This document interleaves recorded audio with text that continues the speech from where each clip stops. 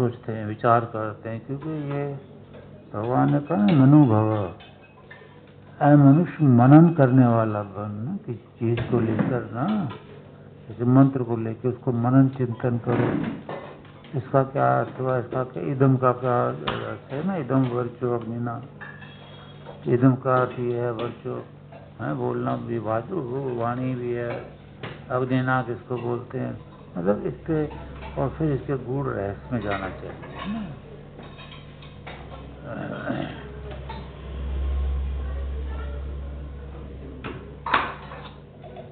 तो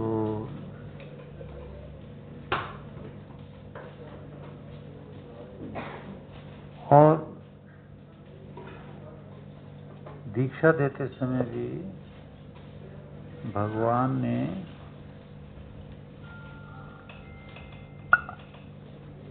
समझाया है कि ब्रह्मचर्येण दीक्षा आपनोति, जो ब्रह्मचर्य का धारण करता है ना, वह ही दीक्षा के लायक होता है। अब ब्रह्मचर्य का अर्थ है कि विषय विकारों वाली कहानियां मत सुनो, किसी के मुख से गंदी गाली या विषय विकार वाली कोई बात है वो मत सुनो, है ना। आंखों से कोई गंदा सीन न देखो, कानों से सुनो मत बुरी बात, जिह्वा से उसका टेस्ट मत लो, अंग से स्पर्श मत करो, नाक से खुशबू होती है, बदबू होती है, दोनों ही होती है। तो कई श्रृंगार करते हैं विषय विकारों के लिए, कई श्रृंगार करते हैं पति के लिए, कई श्रृंगार करते हैं अपने स्वास्थ्य के लिए, अच्छे स्वास्थ्य के लिए, पर श्रृंगार नहीं, वो साधारणता ज़्यादा होती है उसमें, उसको भी सोचना पड़ता है, समझना पड़ता है। ईश्वर इसलिए कह रहा है कि ब्रह्मचर्य बहुत मणि है एक, उससे आप 100 वर्ष तक भी जिंदा रह सकते हो, और आप थोड़ा रोगों से भी बचे रहोगे, ये नहीं कि रोग भी होंगे आपको, है ना। तो मुझे अपने भी ध्यान जाता है कि मैं रोगों से बहुत दूर हूँ। ये पेट में थोड़ा सा होता है, वो कोई खास रोग नहीं होता, पर ऐसा रोग भी नहीं होता कि सदा रहे, और फिर ये भी नहीं है कि भाई लूज मोशन होते हों, ऐसी भी बात नहीं है। तो पर कुछ है ऐसा कि बार बार जाना पड़ता बस। तो इसलिए ईश्वर की वाणी में ब्रह्मचर्य को सबसे पहली जगह दी है। एक तो बच्चे हैं, बेटे बेटियां, ये ब्रह्मचर्य का ध्यान रखें। तो जैसा मैंने बताया कि इंद्रियों को बुराई से अलग करें, न सुने, न देखें, न स्पर्श करें, और जब उनकी शिक्षा पूर्ण हो जाती है, कन्या 21 वर्ष में, बेटा 25 वर्ष में चला जाता है, थोड़ा और उससे भी आगे बढ़ जाते हैं, तब विवाह की सोचें हैं। इससे पहले कोई बात ही ना करें। विषय जागृत होता है, जीव खोखला हो जाता है, और ब्रह्मचर्य से आपको निरोगता भी आएगी।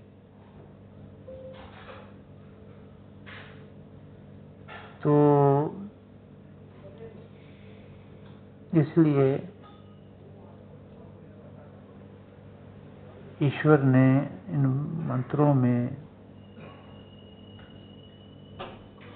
बहुत कुछ ज्ञान दिया है। एक मंत्र में मैं देखता हूँ कि भाई अग्नि ना,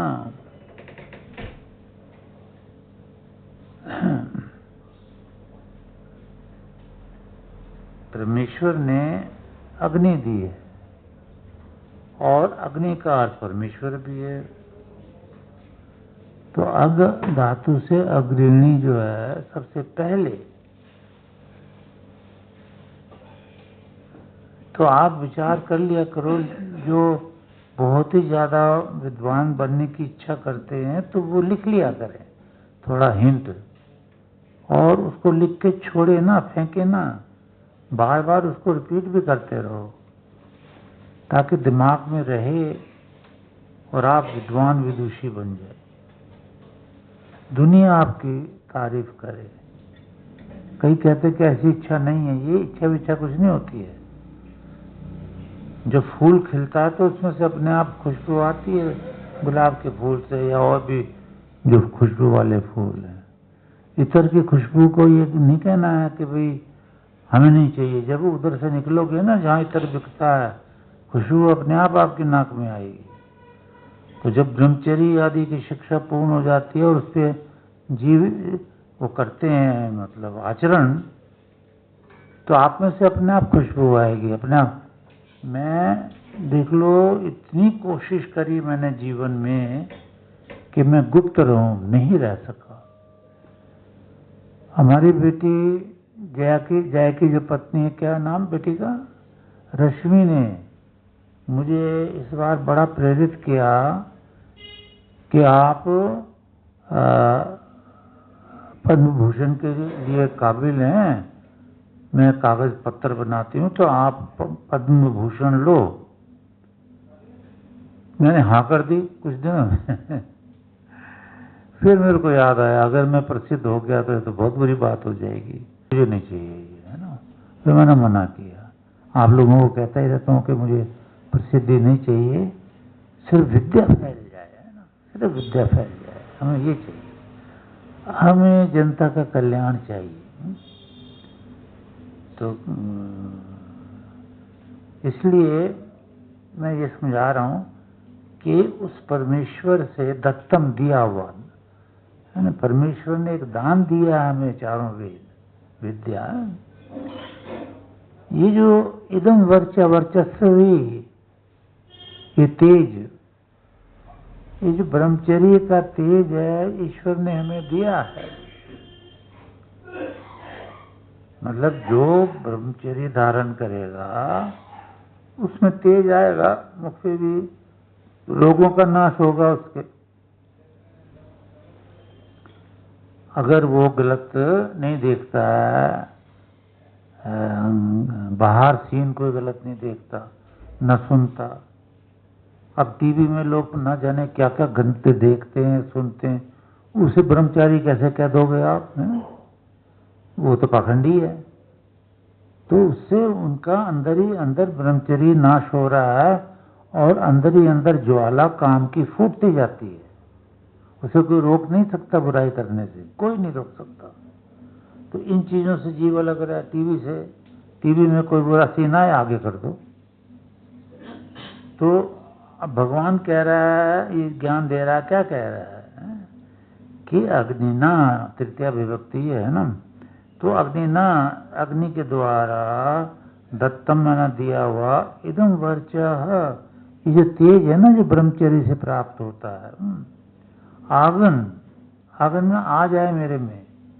हे प्रभु, ये ब्रह्मचर्य द्वारा ये तेरा दिया हुआ तेज जो है वो मेरे में आ जाए, ब्रह्मचर्य द्वारा। यानी प्रार्थना में कुछ भी नहीं धरा है, मैंने हजारों बार समझाया, अब पुनः समझ लो, प्रार्थना में कख भी नहीं धरा।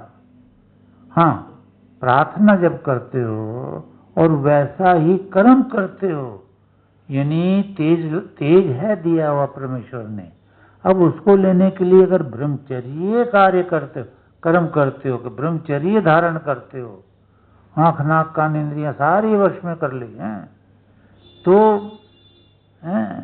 फिर वो तेज आ जाता है, निरोगता आ जाती है ना। तो हे परमेश्वर, तूने जो मुझे तेज दिया ब्रह्मचर्य का, वो मुझे दो, मैं ब्रह्मचर्य धारण करूंगा, इंद्रियों को वश में करूंगा। तेज अपने योगाभ्यास से, अपने नाम सिमरन से, सबसे करूंगा मैं, यज्ञ से, हवन से। और भर्गः, भूर्भुवः तो आता है ना, भर्गः देवस्य धीमहि नहीं, वो भू भुवः स्वः, आगे क्या तो भर्ग, तो भर्गदेवस्य धीमहि, हाँ वो है। और ये जो भर्ग है, सत्य है, तेज है, समझ रहे हो, ये तेज है हमारे पास ब्रह्मचर्य द्वारा। तो ये इसमें भगवान पता है क्या ज्ञान दे रहा है, ये तुम्हारे शत्रु इसे भून देते हैं, जैसे तवे पे पानी की छींट पड़ गई, खत्म, दिखाई भी नहीं दी। ऐसे आपके ब्रह्मचर्य को ये पांचों इंद्रियां, मन और बुद्धि मिलके नाश कर देती हैं और तुम्हें भी भ्रष्ट कर दे, तुम्हारे अंदर से बदबू आने लगती है, ये भ्रष्ट कर देती हैं।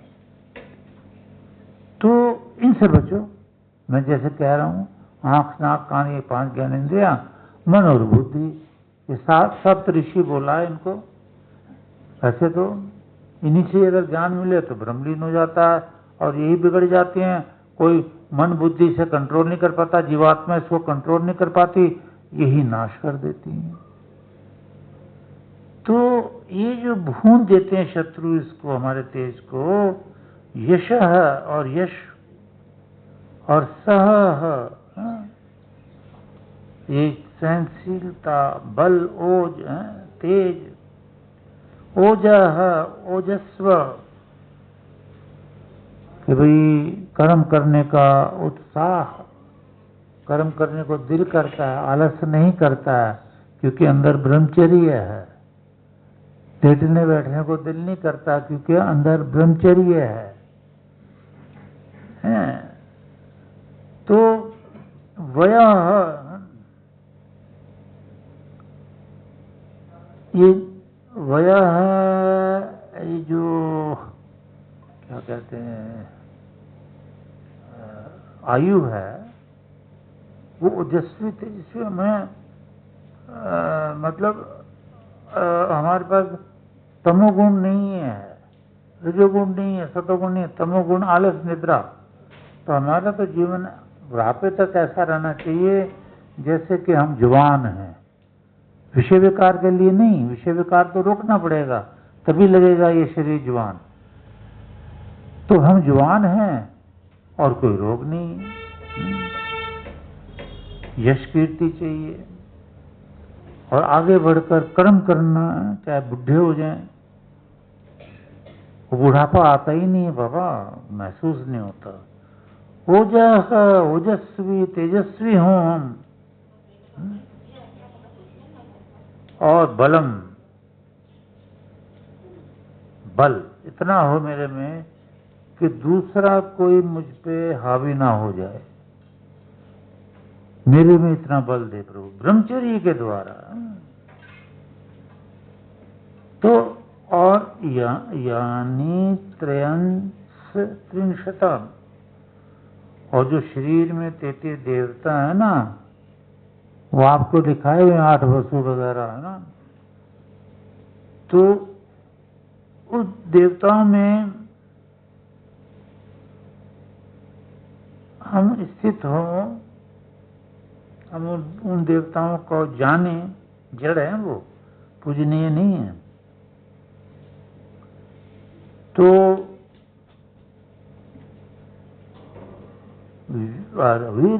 वीर्यम मणि, बल है वो, बल तानी उनको है, बल है। मेरे में 33 बल हैं, 33 देवता हैं जड़, तो 33 बल है। हाँ, वो मेरे अंदर हैं। तानी उनको मैं अग्नि प्रददातु, ये प्रभु मुझे दे दे, वो बल है। तो प्रभु उनको ही देगा जो ब्रह्मचर्य, ये कमाल का है ब्रह्मचर्य।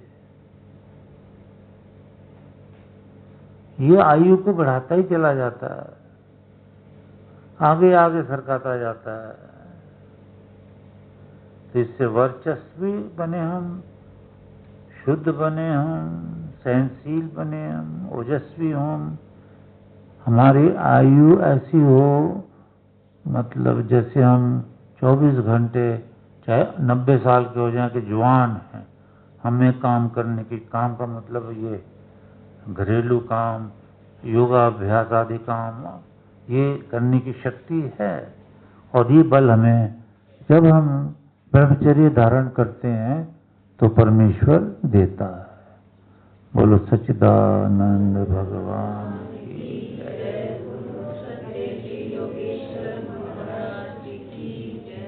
ब्रह्मचर्य विधान, और गृहस्थ में भी ब्रह्मचर्य धारण किया जाता है।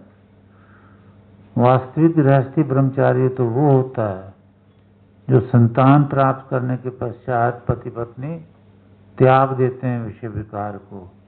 आज के युग में ये बहुत कठिन लग रहा है। तो फिर मैंने ब्रह्मचर्य की पुस्तक ईश्वर कृपा से लिखी है, गुरु कृपा से। उसमें दिन हैं कुछ, उन दिनों में अगर हम मिलते मिलाते हैं तो भी हमारे को भगवान ब्रह्मचर्य ही कहता है। ब्रह्मचारी है भाई, ये ब्रह्मचारिणी है। तो वो किताब का भी अध्ययन करना चाहिए।